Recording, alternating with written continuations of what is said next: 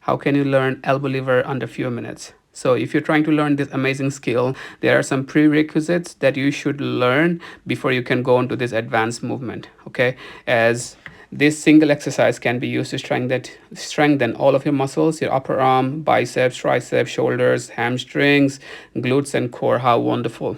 Now, before you start doing it, try to do some stretching sessions. As you can see, you place your wrist reverse and forward and keep squeezing. At the same time, make sure that you protract and retract your scapula as well, as it creates tension and awareness in your muscles.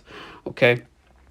Next, what you can do, you can lift your uh, knee or feet off the air and try to put pressure and go forward as possible, okay, like a handstand exercise.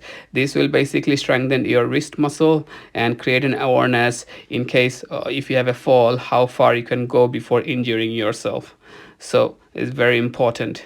Next, you can place your whole body under your arm like this. Don't go for the position immediately. First, to create the awareness, balance your body, and slowly try to push your or whole torso of the air. If you fail sometime, don't be too much bullish. Try to go slow.